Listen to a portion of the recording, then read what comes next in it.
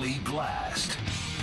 Reputations change fast in the NFL, and after a 5-game losing streak and questions about his drafting skills, the sky is clearing for Monty Ossenfort. Not only did his rookie class shine on Monday Night Football, not only did the Cardinals restore some dignity and credibility to the team logo, but his apparent succession plan for Kyler Murray might be the stuff of legends. In 3 weeks, Jacoby Brissett has elevated the team and validated the offensive coordinator and won over the locker room because he's exactly the kind of quarterback that teammates love. It's happened everywhere he's been. Ossenfort also signed Brassette to a 2-year contract, and next year he'll be earning just above $7 million, which means he can mentor the next young quarterback in Arizona the way he mentored Drake May in New England and the way he was once mentored by Tom Brady. Now, many football fans in the Valley were concerned when Ossenfort put all the money and resources on the defensive side of the football. But the plucking of Brassette to a low-key, affordable, multi-year contract might have been the best thing possible. It illuminated what Kyler Murray wasn't giving the offense. It likely will buy time for a coaching staff that is 12 games under 500, midway through their 3rd season, and it's the perfect contingency plan for a team moving off a polarizing and expensive franchise quarterback. All right, today's Bickley Blast brought to you by my great friends at Chapman BMW, who make luxury attainable. Find them online at chapmanbmw.com. Honestly, for Jacoby, nothing. I say that. It's a good thought process, Josh, but if he was a first or second year guy, maybe a little bit, you could see some psychological factors that go into that.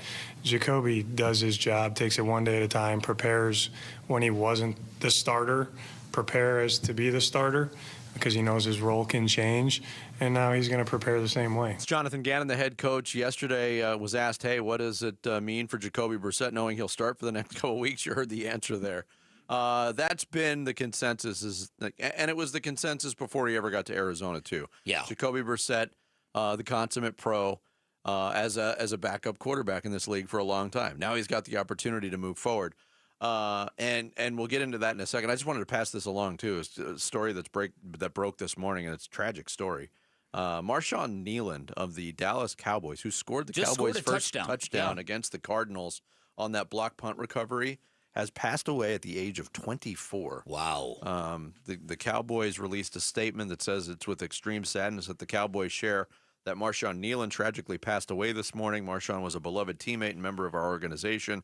Our thoughts and prayers regarding Marshawn are with his girlfriend, Catalina, and his family. Oh, that's terrible. No details on how the death occurred, but, man. That's terrible. You want a reminder of how fragile life can be? How about it? Oh, sad story. That's sad stuff. All right, so Jacoby Brissett, one of the things that's interesting here is because Jared's brought this up a couple of times, what if he falls on his face? If you go back and look at Jacoby Brissett's career, and I once, many, many years ago, when he was a backup in New England, I actually played Madden football with him as my quarterback. So just apropos of nothing, I had very early exposure to Jacoby Brissett, okay? He was impressive as a rookie in New England, very impressive. He got a shot in Indianapolis. He was acquired because Andrew Luck was injured. He had a good year. He had some not-so-good years. He was okay in the end. He took over when Andrew Luck retired. He went back to being a backup when Phillip Rivers showed up in Indianapolis. He went to Cleveland, and he was anything from good to sensational while holding down the fort while the team waited for Deshaun Watson to return from a suspension. He had a very bad year in Miami where he played behind a terrible offensive line. He returned to New England, and he had a not a good year on a really bad team, but he did mentor Drake May, and the people in New England raved about the job he did there. Everywhere he's gone, the way he plays has won over the locker room. You can go and read it every stop he's been. He's the kind of guy that players, teammates love because of exactly what Omar Ruiz said. He's the kind of guy that will sacrifice his body for the good of the team. And that's the best form of currency in the NFL, aside from results, of course.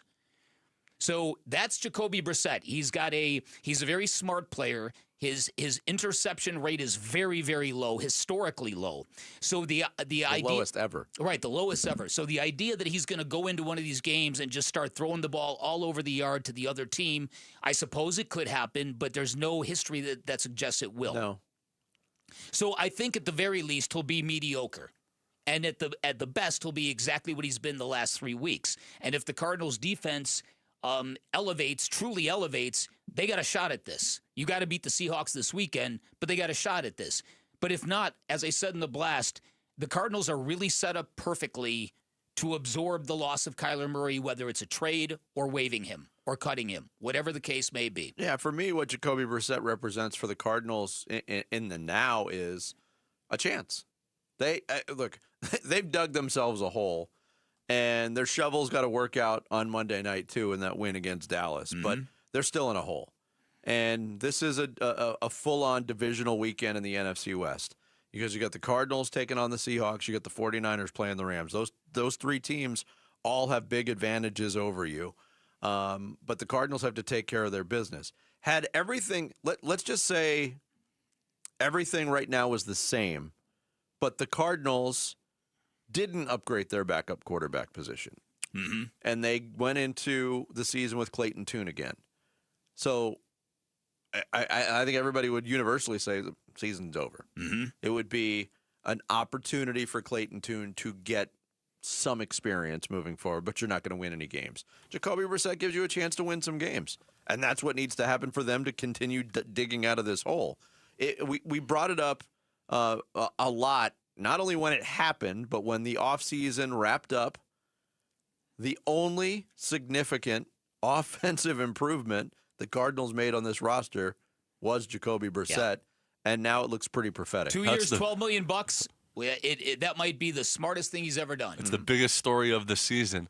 The other factor is that it is possible that Jacoby Brissett plays really well, and the Cardinals just aren't good enough and don't win these games anyway. Because he's played well in 3 games, they've only won 1 of them. And again, if you're looking at this as a succession plan, because we're all, I think, in agreement that Jacoby Brissett is not going to be the franchise quarterback here. They're not going to suddenly give him a $50 million a year deal when the season is over. No. So ostensibly, they're going to get, this regime is going to cash their last ticket. They're going to draft a quarterback, and they're going to get a chance to make that guy the franchise quarterback. So maybe. But the way this thing has been set up, this is something where this experiment with Kyler Murray was sort of a mulligan for this coaching staff. See if you can do it, and if you can't, we're going to give you a chance to pick your own guy. Now, that wasn't the plan from day one, but the way this thing is working out, it could be a very easy transition into the next year of football. And hopefully it won't be like 10 years before you find a guy. Yeah. Here was Jacoby Brissett. He spoke to the media yesterday, too, about whether or not he's got a greater appreciation for his opportunities at this point. I think I have a greater appreciation of being in this situation, having the opportunity to go out and play and